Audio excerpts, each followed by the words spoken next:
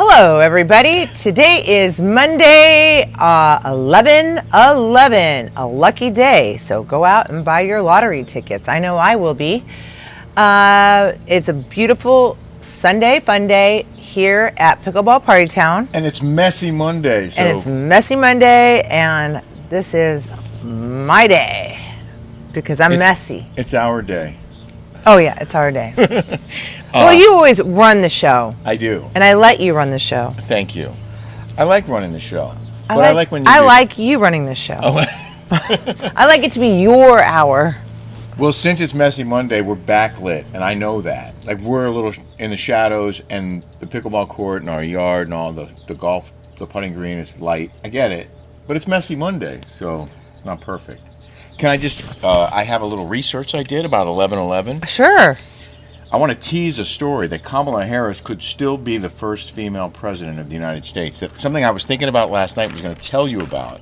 And there was an article in the New York Post today about the very thing I was wondering about in my head. What is it? Well, I'm going to get to it in a minute. Okay. You want me to tell you right now? Yeah, I'm kind of like, I want to hear this.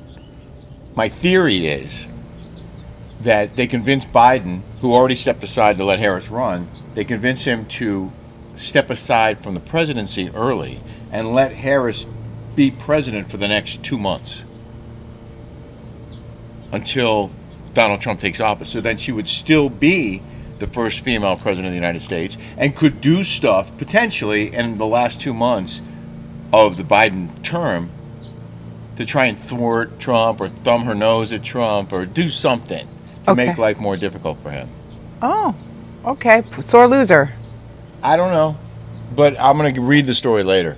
Okay. Because it was in the Post. The number 11/11 is considered lucky in numerology because it's a significant moment in time. This is, by the way, AI. A sign of spiritual influence and a favorable event. The number 11 is considered a master number that represents intuition, dreams, and spiritual guidance.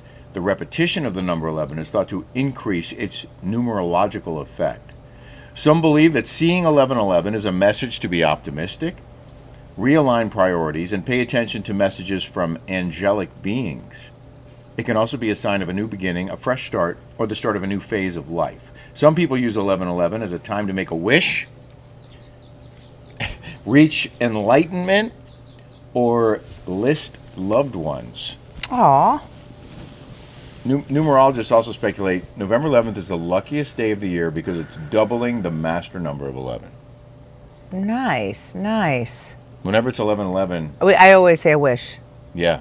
Or I say an act, like act of contrition, or, thank you for everything. I'm sorry for my sins or something, I always do something like that. It's special to me now, too, 11/11. It's also Veterans Day today. Hats off to you veterans.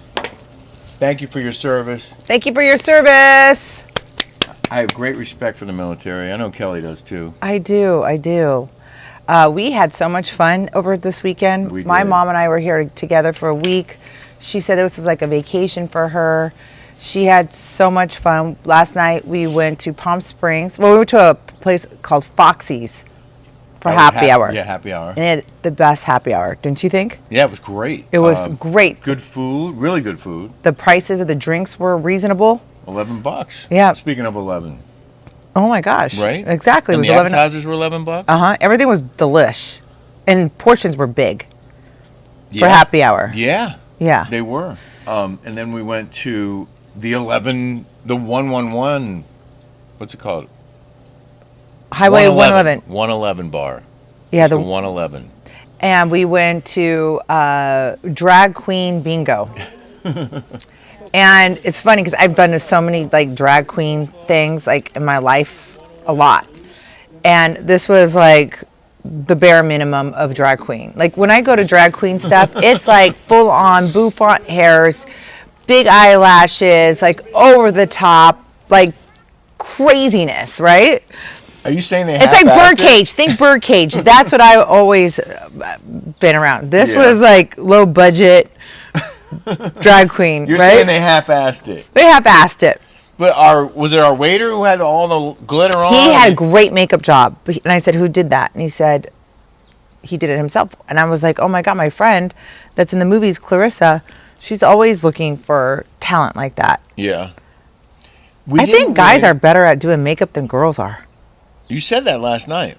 I think so. I think guys are better at everything, I think. I mean, they're better chefs. Thanks. No, I'm not a better chef than you. They're better engineers. They're better scientists.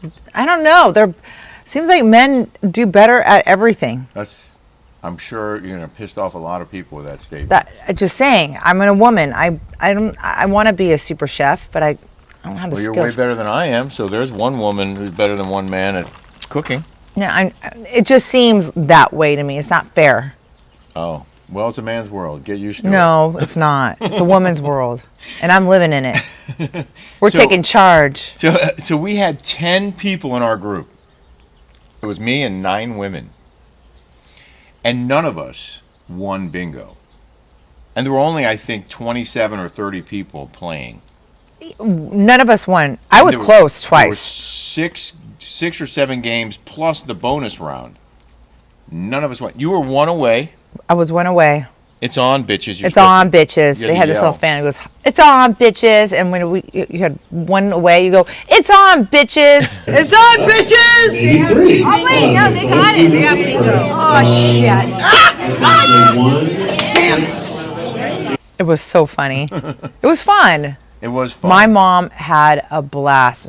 My mom's like, the gays are so nice. She's like, they just, because the guys, James and Fulop and, that she knows, like, all Raymond. She's like, they're the nicest people. The nicest. I'm like, I know. She loves it out here. Like, she does. Would live here full time. Yeah. She said, the only reason I can't is have all my doctors over there. Yeah. Well, she can always get new doctors here. Well, we could always build a casita here and have her live in it. Yeah, that's what I'm just going to say. When she gets old. Yeah. We can build a casita. She can stay here full time. We can live out here with her. Mm-hmm. Back and forth, back and forth. We rented this house for March 2025. A former tenant reached out yesterday. Yeah.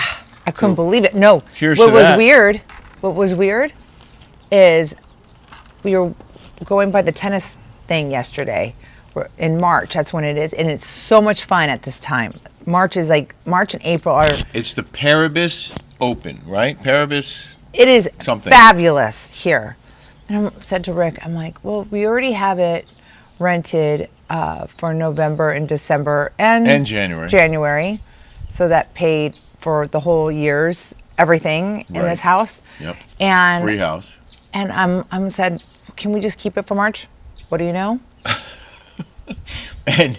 And I told Kelly, like, that no problem. We can keep it for ourselves February, March, April even. But when someone offers you, and I'm not going to say how much it is, but you can go to picklepartyhouse.com and look it up. It's on Airbnb, 28-day minimum. When someone offers us the kind of money that they offered for March, you can't say no. I mean, that's people's yearly salary. Like, yeah, like starting positions for, I mean, it's more than I made my first year as a reporter and anchor and cameraman down in South Carolina. So it's nice having this passive income, It is nice. It is nice. And we're going to have some and you don't have to have anybody except these crazy people. So April, one of our patrons, just right now, 5 minutes ago, sent me, Carol, another lady friend of ours that's a patron, Carol kind of saw this thread, and I assume they're bluffing. I can't even tell you who all your followers are. So I guess there is this Facebook group, and I think it's weird that you belong to a Facebook group anyway. Like, I find that, like, the people that you don't know, I just find it strange. That you're going to get in a group That you're going to get in a group with people that are spew hate. They could be catfishing you. Well, anyways, so she wrote something like that Shane unfollowed me on. I didn't even know Shane followed me in the first place. Well, we don't know for sure that he did unfollow you. He might not have been. But she's writing me this, and April. Okay, I could care less if Shane was following me or not. Doesn't hurt my feelings. So I don't know why April is showing me this. Like, But didn't she also say that there were people writing letters? So then I said, I didn't even know Shane followed me. I'm like, I don't, and I really could care less if he disunfollows me. I could care zero. And then she says, exactly, he probably never followed you to begin with. The comments are disturbing. They are claiming to be sending emails to SiriusXM and Newsmax. And I'm like, wait, what? What, saying what? Like, what would the email say? She says that we're homophobic and racist. Which is ridiculous. Why would they ever? We're racist, homophobic, etc. Why would anyone say that? And I'm like, oh, okay. I'm scared. They write these. Where's the evidence? Where is the evidence? Well, there is no evidence because it's not true. So where is the evidence? Write whatever you want. When TMZ caught me outside of the Nice Guy, and I was married at the time, and I was talking to a black guy, and they asked me if I like black guys. And I got scared because I thought they saw something. My marriage was going to get in trouble. I'm sorry. Even if I wasn't attracted to Chinese, doesn't mean I'm racist against Chinese. Right.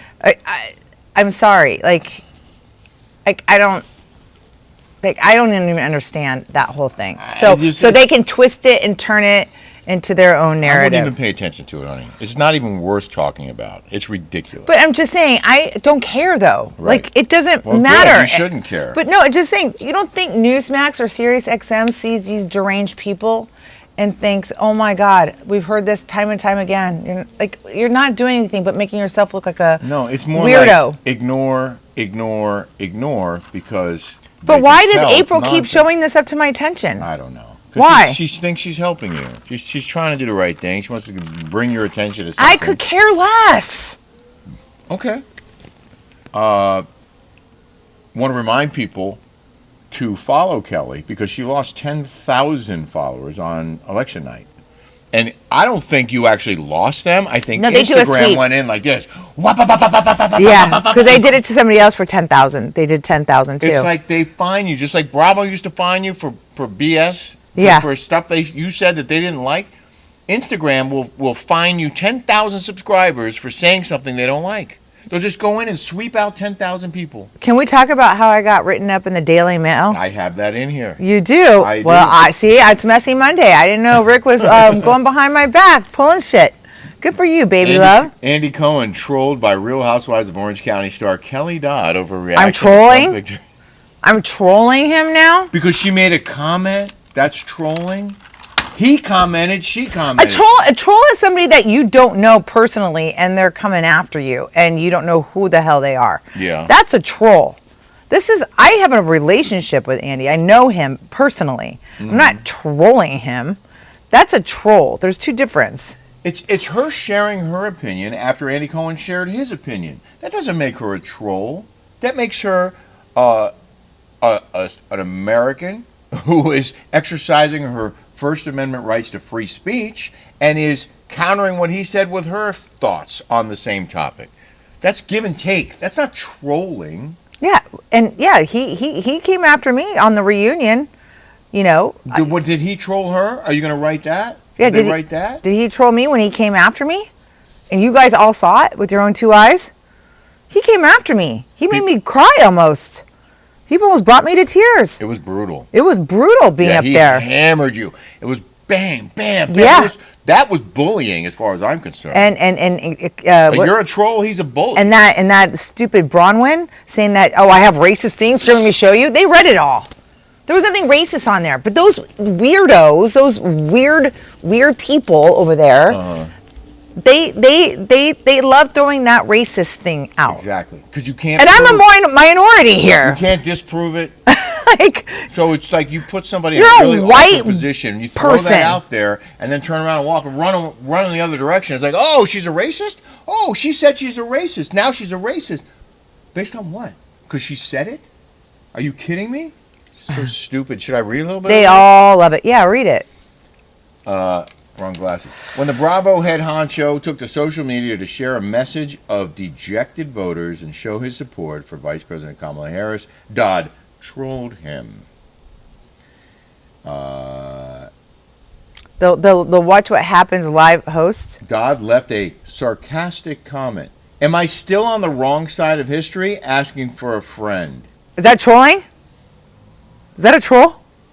You're pointing out that he bullied you and unfairly characterized your behavior as being on the wrong side of history, when all Kelly was doing was talking about how she didn't like the government telling her what to do. I'm a libertarian.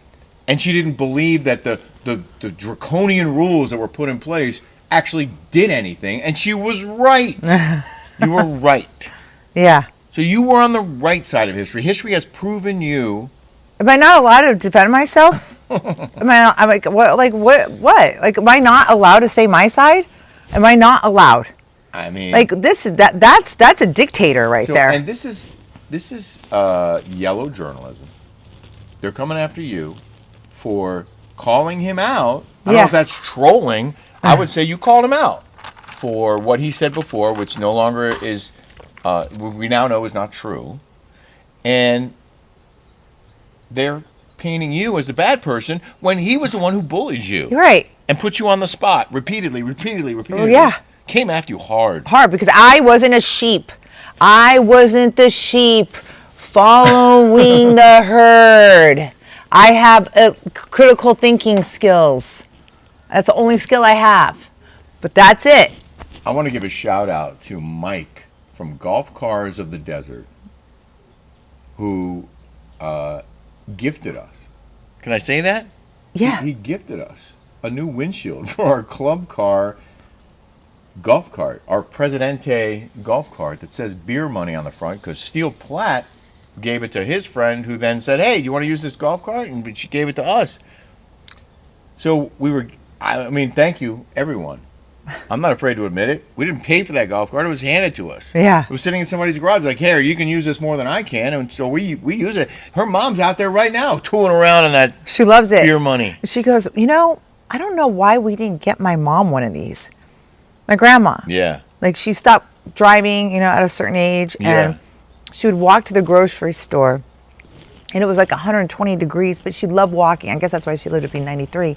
Yeah. But she, we should have got her a golf cart. I didn't even, it's crazy. Well, we didn't even think of that. Mike. Well, I didn't think they had street legal back then. That's why. Maybe. Mike at Golf Cars of the Desert was a fan of mine when I was on Fox. And he's a fan of Kelly's. His wife is a big fan of Kelly's. They love me on the show, they said. And he was like, oh, dude, yeah, just here's a windshield. This is a long story, but whatever. In the end, he was just like, take the windshield and enjoy it. Just mention us. And we are mentioning them because they're awesome. They have beautiful golf cars in their showroom. They have multiple showrooms, including one in Long Beach. Well, they're the Firebirds. Official sponsor of the minor league hockey team that's here in Palm Desert. The Firebirds. But it's so cool because they have a golf cart with a little bed on it. And I want one of those for our beach house that we are going to be closing on Friday. Let's hope. And I'm so excited for that. Me too. So I want one of installed those. the windshield.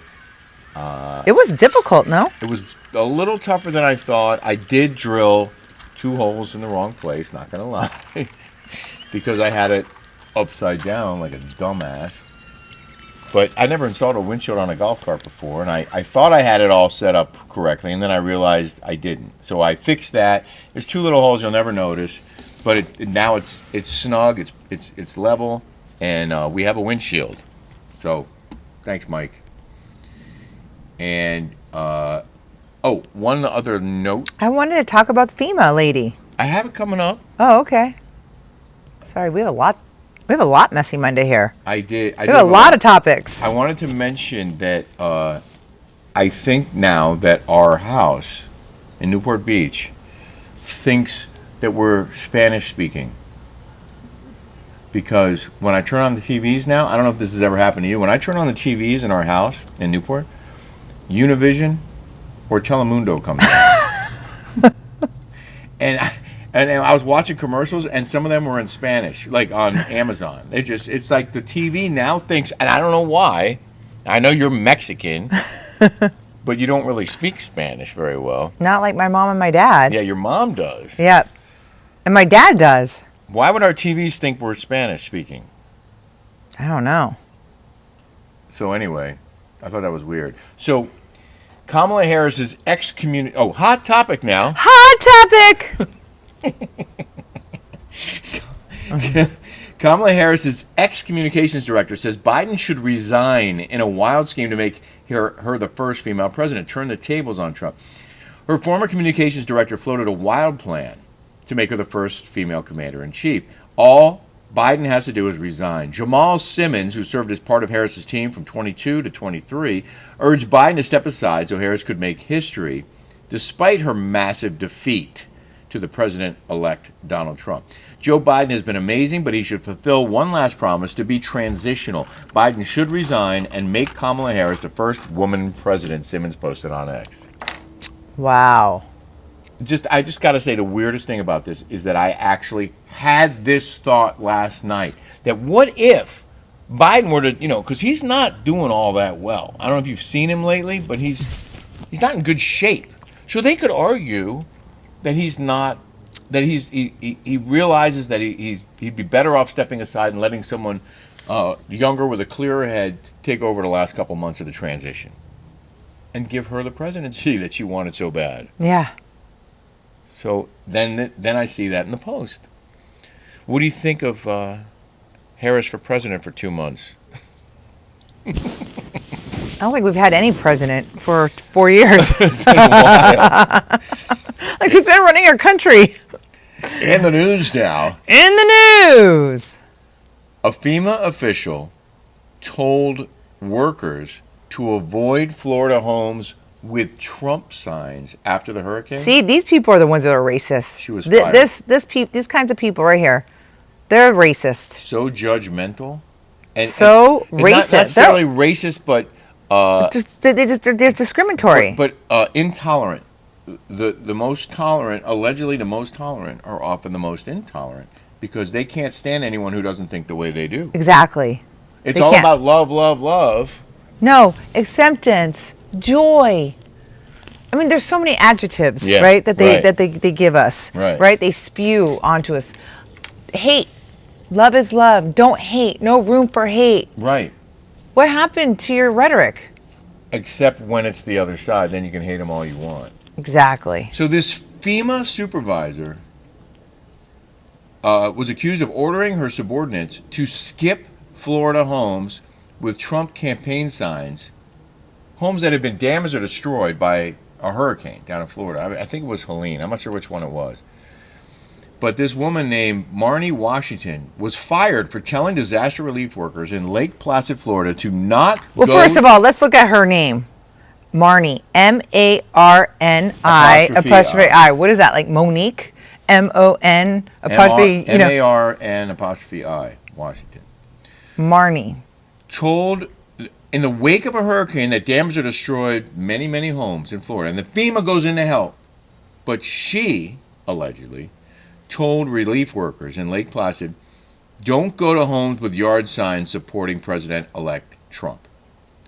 So don't offer federal assistance to someone who's supporting Donald Trump and not Kamala Harris. Don't give them assistance because they're voting for someone else. And this is a democracy. Who's the threat to democracy? If you're telling your federal relief workers not to provide aid to supporters of the other party, who's the threat to democracy? Her. That. Isn't that funny? You know how when something, like when you call it projection, when people accuse you of doing something and they accuse you, they're projecting their hatred inside. Yeah. Like Michael, he would say, oh, you're cheating on your interview. Well, he was the one that was cheating on me. Like he was saying these things when I wasn't even doing anything. Yeah. He was projecting, right? Giving an analogy. And it's like these people, they project. They're projecting how they feel. Well, a FEMA administrator who is also female, Deanna Criswell, said this is a clear violation of FEMA's core values and principles to help people regardless of their political affiliation. This employee has been terminated, and we have referred this matter to the Office of Special Counsel. I wonder if that means, to make sure it never happens again, I wonder if that also means that she could face further penalties, because it seems like maybe she committed a crime by denying federal aid to people based on their political affiliation. that sounds like there could be a lawsuit there. Yeah. And you know what else could be a lawsuit that someone brought to my attention? Is Instagram, finding out if that was a sweep, because they're potentially inhibiting my free speech. No, my money. Like, I get based on that, my earnings. Yeah. Like, they're penalizing me. Can we get a class action lawsuit? Find out if this really there are sweeps. Wow, that's someone said that. That's pretty deep. That, you know what? There could be something to that. Yeah. There could be something to that, because there is money involved, and it may be a privately run social media company, but I get paid a lot of money because of the followers Based that I on have your- on my following. Yes. Like, that's how I, do a post. I get Yes. paid for that post. People Yes. think, oh, you're getting free clothes from Jessica Barr. I don't get free clothes. I post for that. I worked really hard to get those numbers. I never bought one follower. That was just based on all the crap that I went through on that stupid show. Mm-hmm. And pain and suffering. yeah. That's a really interesting argument. I'm sure there is... I want to find out. I want Elon Musk to buy Instagram, because the fact checkers, silencing people, Yeah. inhibiting their, their money, and they're messing with your pocketbook. they're messing. Yeah. You can't mess with someone's Class pocketbook. action lawsuit. We should do this. All right, if you're an attorney out there and you think there might be something to this, let us know. You can email us, or just place a comment here on the show comments page. Can I just have everybody listen to this TikTok that Lisa Heil? Sure. It's Tony. Hold on. That Lisa Heil sent me about Heather Dubrow. She sent this. Are you sure that it's okay to share that? Yeah, it's just a TikTok. Oh, okay. Okay. So I woke up this morning to Heather Dubrow's best friend that hates her so much, and I woke up to this TikTok, and I thought, is this, because I couldn't see, I'm like, is this lady like a psychic? So I'm just going to play it for to you, what she, because... Okay, and then we got to go, because we got to get ready. We're going to have some people over here at Pickleball Party Town today. Okay. And I want to get in the hot tub or the pool. Yeah, well, the pool is... So I thought this was interesting, and because she sent this to me, and I thought this lady was pretty straight on. So did Lisa. Life is not reflecting back to Heather Dubrow what she wants. She acts like it is, but it's not. On like a deeply energetic level, I think Heather kind of... There's a line in The King of Queens where Jerry Stiller's character says, I'm just trying to spruce up the sunless dungeon fate has dropped me in. It's one of my favorite lines of all time. And Heather feels that way to me. And like anyone who's listening to this is going to be like, she has all the wealth, she has all the resources, she has all the things. Heather wanted to be a television star. That's what she wanted to. She wanted to be an actress. She wanted to be on Friends. She wanted to be Julia Roberts. She did not want to be talking to Gina in OC on a hacky reality show. She didn't want to be married to a plastic surgeon. She wanted to be married to George Clooney. And I always have had this perception of Heather that she perceives herself as like an Amal Clooney. And it's fascinating because on one of the most recent episodes of OC, Terry gets a nose job and she says, oh, did you make him look like George Clooney? And she's joking, but I think I picked up on something in the ether for Heather. Like, I genuinely think Heather would be happier living in like Connecticut in like a super wealthy suburb with like kids that were in like competitive ballet and like a big fish in like a smaller pond like that. Like, I don't think Heather likes being associated with Orange County. I think she's acting so weird this season because she truly thought she was going to go to Beverly Hills and like this coup was going to happen and she was going to fit in better there, and like the Lux and the life and the planes and stuff, and that didn't happen. I think Heather feels like thwarted from things that truly resonate with her a lot, and I think it makes her hard. And I think the biggest thing that I feel into with Heather is that like she has no, like she's not embodied because she's not actually doing what she wants to be doing. And I think that's why you see this like weird caricature and like you are so, but like because it's not, she's not really there. as Caroline Manzo says, like, there's no light behind those eyes. So I'm curious what you think of my analysis. It's just where I'm at with her. She's a Leo moon. I'm a Leo moon. We need to be reflected. We need our deepest, most childlike self to be seen and appreciated. And I genuinely don't think she gets that. Okay, well, I Lisa, like that lady. I know. I was like, is this lady a psychic? Sounds like it. And Lisa goes, she was dead on about her. Yeah? Dead on, like about her. Kelly has some very strong thoughts about the reunion outfits in RHOC, and we didn't watch the season, but you watched the reunion. So this week on the Rick and Kelly show, Kelly is going to review the outfits, right? I am. Of the Orange County Housewives. Yes. That'll be this week on the Rick and Kelly show on patreon.com. Let's do that. That'd be so fun. We have so many new patrons, by the way.